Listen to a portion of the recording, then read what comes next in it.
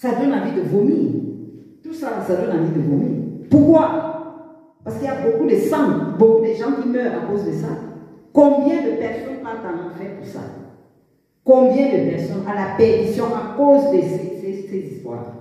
C'est pour ça qu'apôtre Paul va dire, parce qu'il connaissait Jésus, la connaissance de l'excellence de Christ, il regarde, touche ces choses comme de la boue. Est-ce que la boue est propre? Quand la boue touche le blanc, ça se sale. Donc quand il dit la boue, ça veut dire c'est la saleté, c'est la pourriture. Mais les gens vont s'entretuer à cause de ça. Alors que la parole de Dieu nous dit que la terre d'à présent et le ciel d'à présent sont gardés pour le feu. Est-ce que la parole de Dieu ment? Si nous attachons à cette parole, pourquoi on va encore courir derrière les choses là? Monter, descendre, oh, je veux, il me faut, je n'ai pas, oh, oh, tous les jours mes inquiétudes, monter la sueur partout. Qui t'a mis dans l'esclavage? Je veux tous les jours les ambitions, il me faut acheter le terrain, il me faut construire l'immeuble, il me faut, quand tu as le meuble, il me faut acheter la voiture, quand il y a la voiture, il me faut tout ça. Après tu te réveilles un matin, il est trop tard, dans le feu. Parce qu'en convoitant ces choses-là, on va mentir. On ne peut pas faire ça sans mentir. On ne peut pas faire ça sans tricher. C'est impossible. Impossiblement impossible. Du plus petit niveau au haut niveau. Il y a le mensonge. Et le mensonge n'entre pas au ciel. Qui est le père du mensonge? C'est Satan. Ouais, mes frères, c'est pour ça que Dieu a dit que servirait-il? Que servirait-il à un homme de gagner toutes ces choses-là si se retrouver dans le feu? Regardez quand il y a le travail de Dieu, les gens ne viennent pas. Je vais travailler. Hein, je ne vais pas venir. Tu dis à qui? Hey. Dis à Dieu. C'est à Dieu que tu dis. Parce que quand tu appelles quelqu'un pour lui dire que la personne aussi cherche sa part derrière Dieu. Moi, je veux sauver mon âme. Tu veux sauver ton âme. L'autre veut sauver son âme. Appelle Dieu. Tu dis Seigneur, ton rendez-vous là. Avant qu'on le programme-ci ne soit là, avant qu'on ne soit là aujourd'hui. On avait prêché dessus. Que d'autres vont dire que j'ai un champ. Les autres vont dire que je viens de me marier. Les autres vont dire que je dois aller essayer un bœuf. On avait prêché là-dessus. Dieu avait averti que le programme que vous voyez là, vous tous même qui êtes connectés là, tous les jours à venir pleurer là, vous ne serez pas à ce programme. Mais c'est ceux-là même qu'on n'a pas invité. Quand ils ne connaissent même pas qu'il y avait un programme qui seront là. Vous voyez, on a aussi prêché, le Seigneur a prêché sur le passage de l'homme, pas l'homme riche, celui-là qui disait que, comment il disait ça?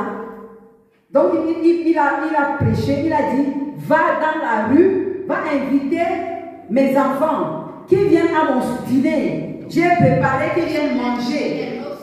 Oui, c'est ça, qui viennent manger. Les enfants même de la maison ne sont pas venus. Chacun dit, j'ai mangé un bœuf, je vais aller essayer ma paire de bœuf, je viens de me marier, je viens aller au noces, je vais aller. Il a dit, ok, comme il ne veut pas, va dans la rue là-bas, va chez les inconnus, les boiteux, les infimes. Donc quand il dit boiteux là, c'est ceux qui ne le connaissent pas, les infimes et les aveugles. Va les appeler, qui viennent remplir ma maison. Et il finit par dire que quoi? Les gens du dehors seront dans le royaume de Dieu, mais les élus même seront jetés au dehors. Dans les ténèbres du dehors, là où il y a les pleurs et les grincements des dents.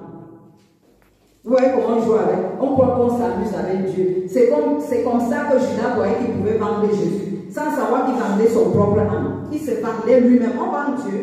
Pour finir, il est où? N'est-ce pas, dans la perdition? Il est venu derrière Jésus avec la ruse.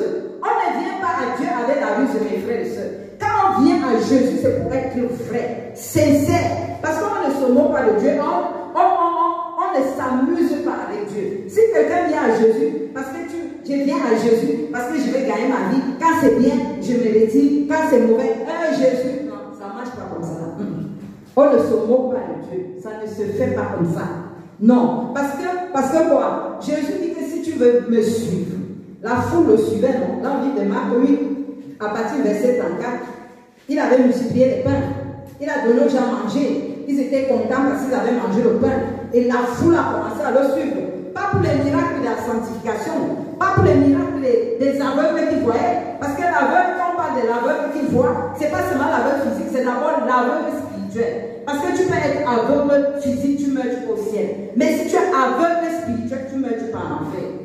Vous voyez, ils l'ont suivi là, ils avaient mangé le pain, ils étaient rassasiés. Et lui, étant Dieu, il a connu leur pensée. Il a dit que celui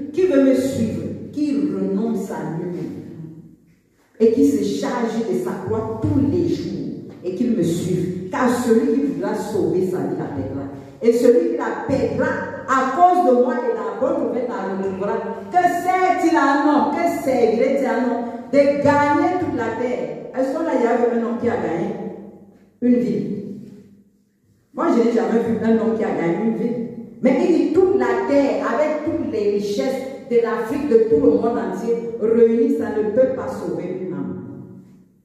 Vous voyez ce que Dieu nous dit? À partir de là, les enfants de Dieu devaient être très sages. Chercher l'essentiel. Très, très sage. Il a dit que nous avons besoin que de la nourriture et du vêtement. Point final. On n'a pas besoin de tout. Il dit ne recherchez pas ce que les païens recherchent. Ce sont les païens qui recherchent ces choses-là. Votre Père céleste sait de quoi vous avez besoin. Vous voyez que quand on écoute la parole de Dieu, on comprend à